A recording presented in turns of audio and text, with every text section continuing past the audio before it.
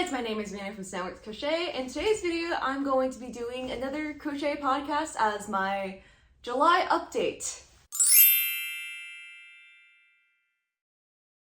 As per usual, I will be working on my temperature blanket. I am still on May. I'm about 2 months behind on my temperature blanket now, but that's okay because I only work on the temperature blanket when I record these videos, so it works. I would normally try and have the podcast monthly update be towards the end of the month. The original video idea I had for this update was actually not ready yet. I had a couple more footage things I wanted to capture before I edited it into a video that should be out next week, but I didn't have a video idea for this upload, so I thought I would just push up July update just a week early and call it that. I know I could have just opted to not upload a video for this week, but I just wanted to do it anyway. I want to keep my consistent upload schedule of 1 video a week, okay? Like, I kind of like it. I still have ideas. I'm still working on a couple things here and there. So yeah, that's it. For like my yarny type of updates, I have completed my dragon cosplay, which is actually the video you will be seeing next week. But the convention I have it made for is actually this Saturday. And I wanted to get some footage of the convention and of me and my friends all dressed up, and also just nicer videos of me with the costume on, which I can't really get by myself without other folks recording me. So yeah, that's why my original idea is a bit late. You will see that next week. I'm very excited.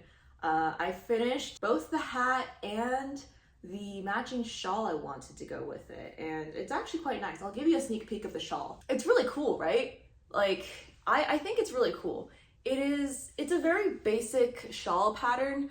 I did lose at Yarn Chicken a little bit, so I wasn't able to completely finish it off, but honestly, because of the shawl, you won't be able to notice, especially since it's very good at yarn. I don't know, it's just beautiful. The yarn is a fingering weight hand-dyed yarn that I picked up in Boise, and I used a 5mm crochet hook to do this because when I was at the yarn shop, I had asked, like, oh, you know, I'm not very good at knitting.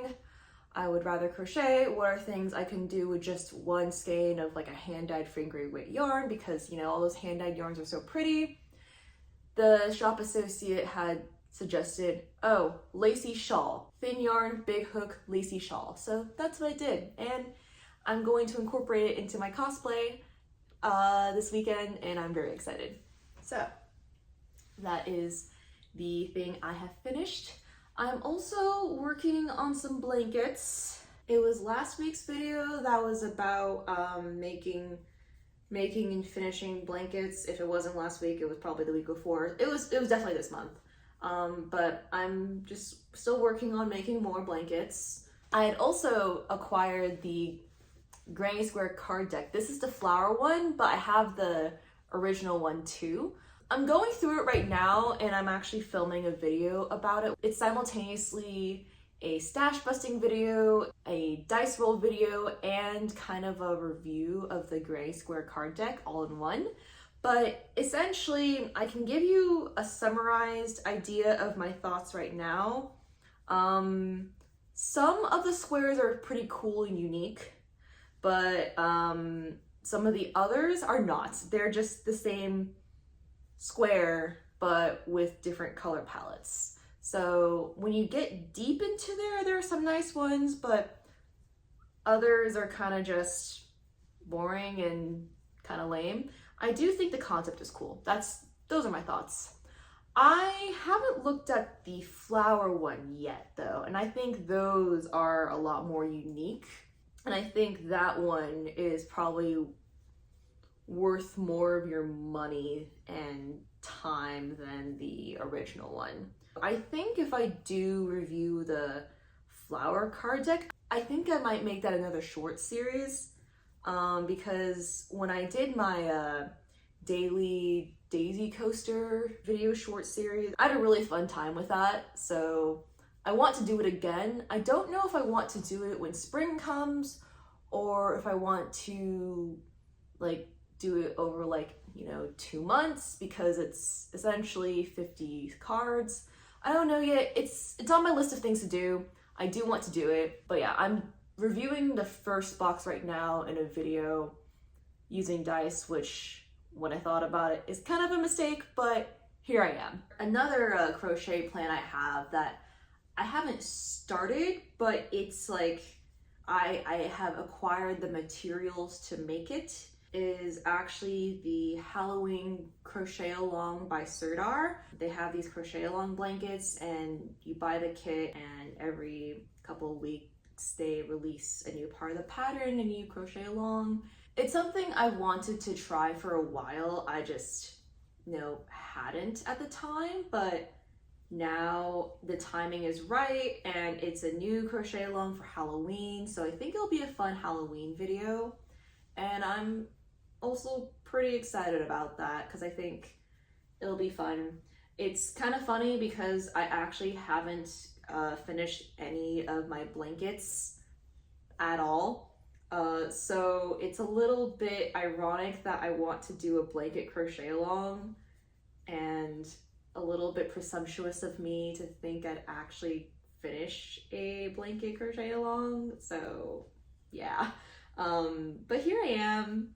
I'm just here, I'm just vibing, you know me. I'm still gonna do it anyway. I think it'll be fun. And I also think recording myself doing the process might actually keep me accountable too, so who knows. I will say right now, I have kind of laid off on the yarn acquisitions, minus the kit that I just bought. So I don't have any plans to acquire or buy more yarn, but I do want to spend the later half of this year kind of stash busting a little bit because the amount of yarn in my room is starting to overwhelm me a little bit. Half of it's because I'm disorganized, but the other half of it's because I just have a lot. So I want to try filming maybe some stash busting videos, and more honestly, half of my stash busting journey is a little bit for content as well, which is so broken, but that's what I get for posting myself online. Whatever. I have a couple of working ideas. Once winter starts to hit, I do know that all the charities are going to start accepting knitted and crocheted hats and scarves, so then I can start making items for charity with my stash. I have a lot of the granny square yarn, and I was thinking I could probably make a couple of scarves with that, granny square scarves, that would be fun. Or if not scarves, I could probably make a blanket. I don't know, I feel like the options are endless with some of my yarn choices. I also have like a lot of garments I want to make too, but I just haven't like gotten in the mood to make them. I really want to make a sweater, like a really nice sweater with fancy wool. I have the wool that I bought, I just haven't gotten to it. I have this cardigan that's a perpetual whip. I determined to be my travel whip. I forgot what the name of the cardigan, but it's the cardigan that I traveled with by Irici. I also have a couple of ideas for finishing my whips. Not a frogger finish because I don't have any projects that I want to frog, but I definitely have project whips that I want to finish. Some of them are pretty far along. I just have to like actually weave in the ends, and others are like, oh, but I need to actually work on this. I have a lot of ideas, but also like so little energy at the same time. So it's kind of ironic. I won't say that I've like fallen off of crocheting, that's not the case. I just need to find another external motivator for me because the neurospicy brain functions by actually having deadlines. So I just haven't had a reason to like make a deadline for myself. So I haven't really done anything. And it's funny because the one time I actually did give myself a deadline, I didn't even do that either. So maybe maybe I don't need a deadline. Maybe the deadline wouldn't have made a difference after all. But yeah, I do want to do some stash busting. I do want to finish some whips. Now, in personal news, actually, I turned 30 this year. A couple weeks ago, as I'm filming this video, I turned 30. And oh boy, I'm old. My coworkers got me a dinosaur-themed cake. It was even funnier because the company I work at, it's a pretty large company. A lot of my coworkers are about my age or younger. I mean, the people who are older than me are like my boss. But the cake they got for me was a dinosaur that says you're a fossil now. And they said, well, if Rina's a fossil, what am I? So I thought that was kind of funny. Now, but being 30, it's interesting. And by interesting, it's not really that much difference because I'm introverted. I've always been introverted. I've never gone out that often in the first place. I wasn't going out in my 20s. I wasn't doing a lot, to be honest. My 25th birthday was during the COVID lockdown. And even before then, I didn't really do much. The most I had done in my 20s was bar hopping. It was going out was not a frequent occurrence of mine. I kind of just hung out and stayed inside most of the time. And to be fair, that's kind of what I do now anyway. So in terms of lifestyle, I don't think it's changed that much just because I'm introverted. Obviously, this new hobby of crocheting is a new addition to my 30s. I was not crocheting in my 20s. I probably would have crocheted in my 20s if I had thought about it. I just didn't at the time. I will say I feel very fortunate to have gone to college before the pandemic because I'm talking to a lot of my coworkers now who were in college during the pandemic, and I'm like, man, I cannot imagine college during the pandemic. So I'm very glad that I was working when the pandemic happened. So technically, I was born in 1995, which obviously you know my age because I'm saying I'm 30 and it's 2025 right now. So I'm technically on the cusp between millennial and Gen Z. So I am too young to be a millennial, too old to be Gen Z. I'm technically a cusper. A lot of my current friends right now are actually Gen Z just because all my friends here in Pittsburgh are my coworkers, and my coworkers who are around the same age range are much younger. So to some extent, one interesting thing about being 30 is that I'm one of the first of my friends to turn 30. And by of my friends, I mean of my immediate friend group physically here. In my friend group at home in Houston, I was one of the younger ones because I had a summer birthday, and the cutoff for the grades is August 31st. So because I have a July birthday, I was definitely younger than some of my other friends who had fall birthdays or spring birthdays. I was kind of used to being the baby almost. It's weird being the oldest of your immediate friend group to me, just because I've always been the youngest. And I'm also the younger sibling as well because I have an older sister. So that's also weird too. I used to be the youngest coworker, the youngest friend of the friend group, and now it's the opposite for me at this stage in life. And it's just interesting. That's all. At this point, what matters is not necessarily how old you are physically, it's more so your life stage. And because I'm not married and have no kids, I obviously my friend group is younger. We seem younger. People see me and think I'm in my mid-20s. They don't think I'm 30. We had a happy hour for a coworker who had quit. And I told her, I was yeah, I'm almost 30. She's like, no way, I don't believe you. And I pulled out my driver's license and showed her. I was yeah, no, I'm 30. But it's stuff like that, which that part's funny. But the unfun part about being 30 and now essentially being middle-aged, and I know I might seem a little obsessive about the fact that I'm 30, but it is kind of weird for me, I think I'm just so used to being young that and now that I'm like definitively not considered young anymore, it just feels odd. So it's one of those feelings. I don't think I've mentally accepted it yet. That's why I'm like, oh my god. I was making a big deal out of it at work. And even though I don't normally make a big deal out of my birthday, this one I was because of the big life milestone. I will say a couple of fun things that I have learned because I am now 30 is that eating healthy actually matters, in the sense that prior to me getting old, I would eat junk and I would eat healthy and feel about the same no matter what.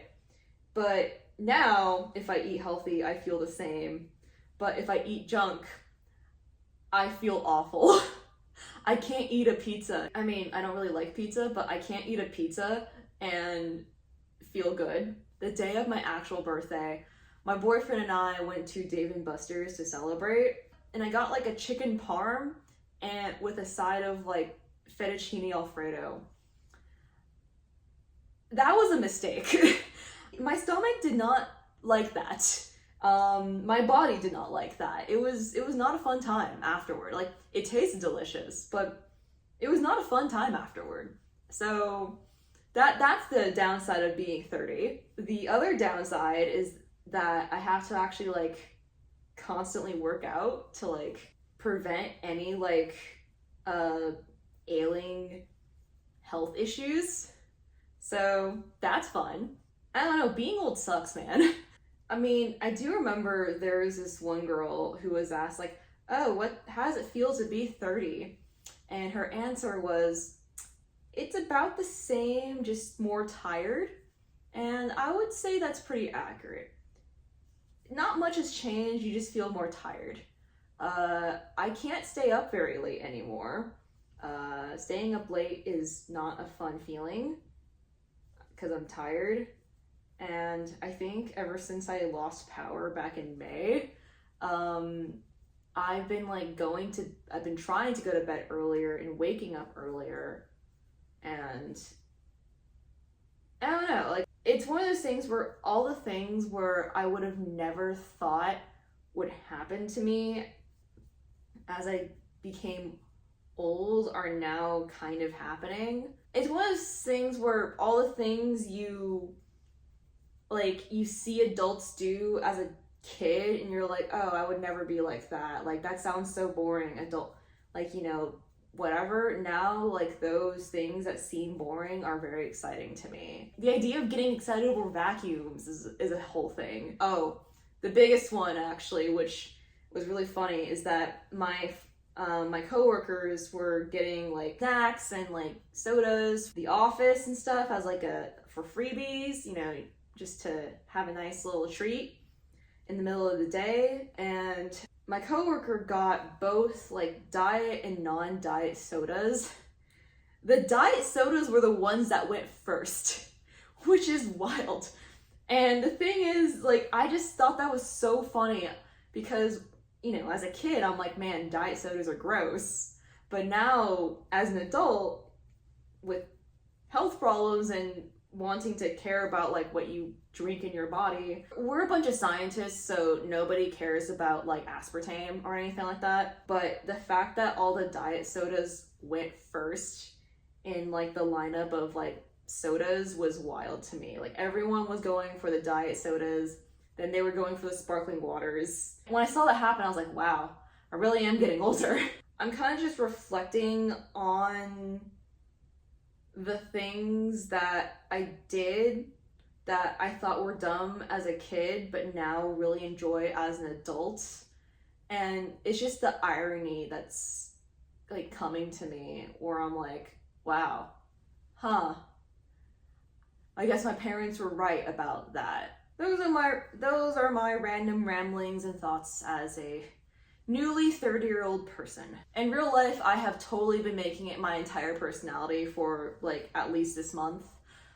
It'll fade away soon. I don't necessarily think I'm in the stage of denial because I've been calling myself old for the past 7 years. but I'm not quite at the stage of acceptance yet. I mean, I was already getting this realization when I was no longer in the 18 to 25 age group range on the survey, but it's starting to really hit me now that I'm officially 30. Those are my thoughts. I know this video is a little bit scattered right now, so apologies. And it's a little bit off the cuff, but I did want to share these thoughts, and I also did want a video this week too, so I will definitely have a more regular structured video next week. I kind of like what I'm doing right now, where the one upload a month is the update, both about life and about crochet and yarn and stuff. I just wanted to get on here, record a quick little, for lack of better words, podcast. Thank you for listening if you made it this far, and I will see you guys next time. Bye!